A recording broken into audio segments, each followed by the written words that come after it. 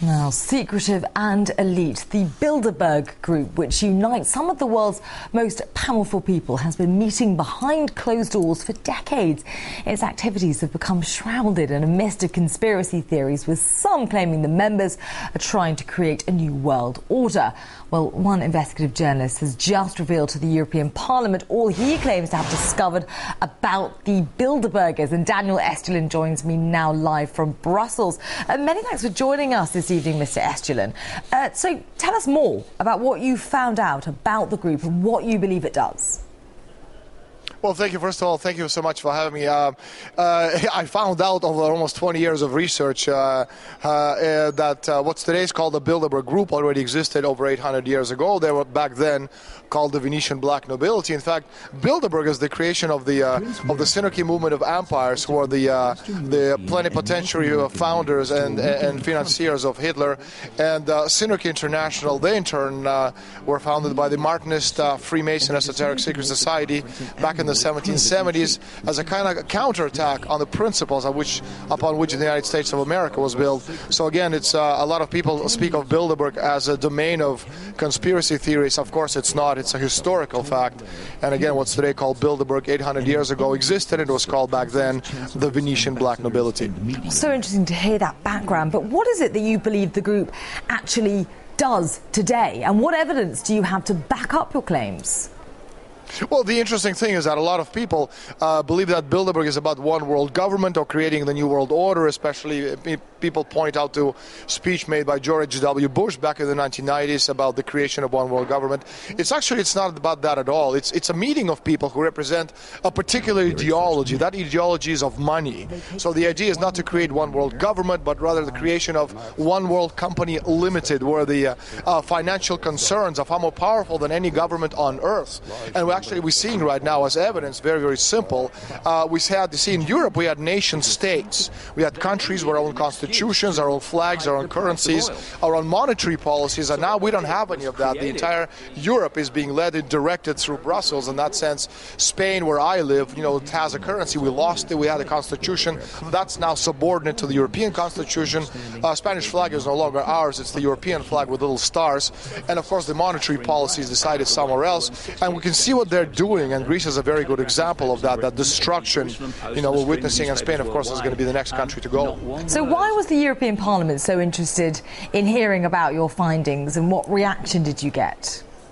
Well, actually, the European Parliament was profoundly upset that I'm here. I was invited by Liga Norte, by Mario Borghesio, one of the senior European representatives from Italy, who came across Bilderberg actually in the Italian version of my book about 8 months ago. Well, he didn't know that these people existed, and the fact that some of the key decision-making process over the past 60 years were taking at Bilderberg obviously surprised and astonished him.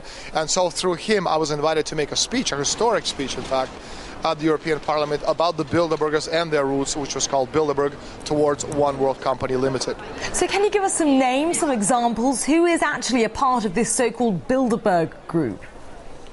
Well, this is the old NATO alliance. So you're talking about the European presidents, Prime Minister of Canada, the sitting president of the United States, top 50, 60 CEOs of the world's leading corporations, American senators and congressmen, European commissioners, all of the European royalty, of course, is present. Finally, talking about as well the leading bankers, the International Monetary Fund, the World Bank, the European Central Bank, the World Bank, and finally they're joined, and we have a lot of noise. I hope you can still hear me.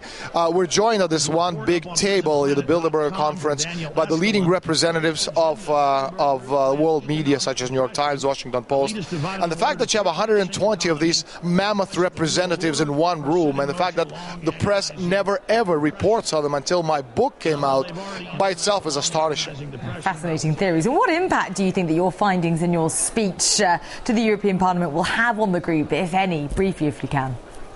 I'm sorry, you're going to have to repeat that because, again, there's a lot of noise coming from people to my right. No, that's fine. Just very briefly, if you can, what impact do you think that your findings and your speech that you gave to the European Parliament will have on the group, if any?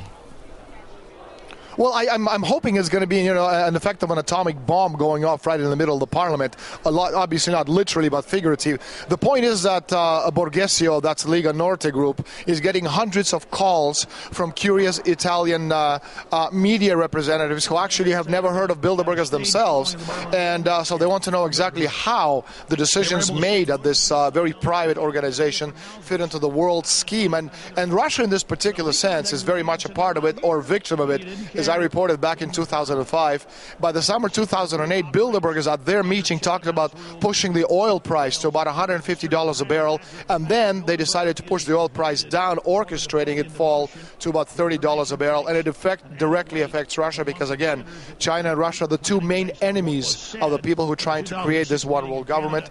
And Russia having a lot of oil, if you can actually destroy the oil price and push it down, you're destroying Russia's economy. And China, on the other hand, which has no oil to speak of, anything you make requires a lot of oil. So by pushing the oil price, by orchestrating, the price at $147.50 a barrel, you're destroying the Chinese economy. So yes, Russia, is, needless to say, has been on the receiving end of the Bilderberger planning and scheming. Okay, fascinating theories and a frightening thought, a figurative atomic bomb taking off in the European Parliament today. Okay, for now, many thanks. That was investigative journalist Daniel Estulin talking to us from Brussels.